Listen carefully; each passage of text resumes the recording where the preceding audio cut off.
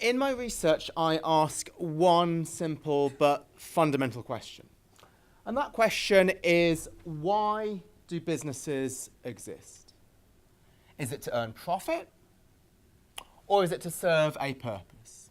Do businesses exist for shareholders or for customers, employees, and the environment?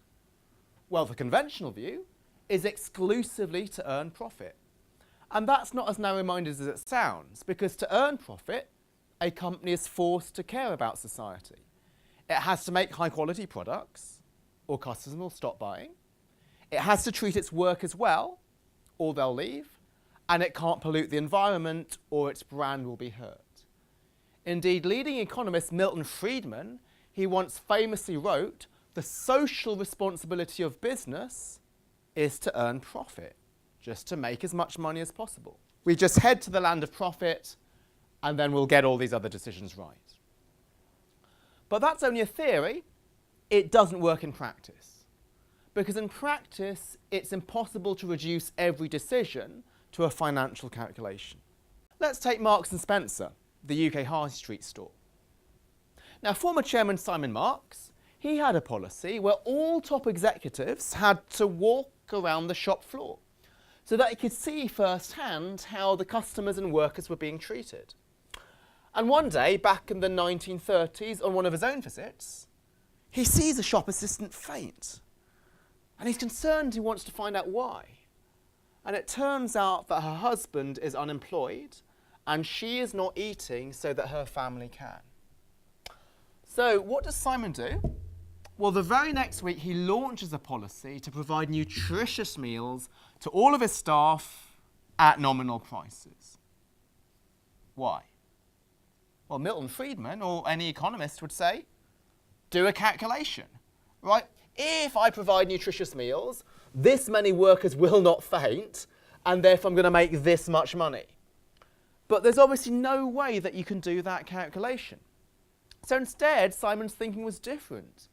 He said, I will provide nutritious meals, even though it costs me a bit, because I care about my workers and I want them to eat well. And so because it goes above and beyond, Marks and Spencer has an excellent reputation for quality, and that in turn leads to profit. So that's a very different perspective, and that perspective we call corporate social responsibility. Now, you might see this as a bit tree-huggy and a bit out of touch, but it's actually not too different from the first view. It agrees that profit is a good thing, but profit is only a byproduct. It's not the end goal. Instead, businesses exist to serve a purpose, to make products that transform customers' lives for the better, to provide a healthy and enriching workplace for their employees, and to preserve the environment for future generations. And importantly, they do all that even if they cannot calculate a clear bottom line impact of doing so. Let's take another example. Let's take George Merck. He was the president of Merck Pharmaceuticals. Now, his mindset wasn't, how can I make as much money as possible selling pharmaceuticals? But it was, how can I use science to save people's lives? Back in the 1930s, this was penicillin. This was a new drug. It hadn't been made outside the lab before. It was too expensive. But George Merck decides to take a punt, and Merck becomes the first company ever to make penicillin. Here we have a lady called Anne Miller. So she was a 33-year-old woman. She lived in New Haven, Connecticut. She was married to Ogden Miller, the Yale University athletics director. But on March the 14th, 1942, Anne lies dying in a hospital bed. She's stricken with streptococcal septicemia, which she caught after suffering a miscarriage.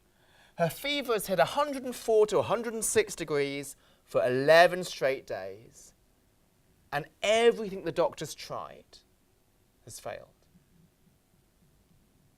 Until penicillin. Thanks to George Merck, Anne becomes the first woman in America ever to be treated by penicillin. And it saves her life. The very next day, her fever's down to normal. She makes a complete recovery. She goes on to having 3 sons, and she lives until 90 years old. As George Merck said, we try never to forget that medicine is for the people. It is not for the profit. The profits follow, and if we have remembered that, they have never failed to appear. So what's the punchline of my talk? What am I trying to tell you? Is it just to serve a purpose and the profits will follow? How do you know that these examples, prominent though they are, might these just be 2 hand-picked examples that I've just chosen? We know in today's post-truth world you can always find examples to support whatever viewpoint that you want to. So I wanted to move beyond anecdotes, so even though they're quite powerful, and look at the large-scale evidence.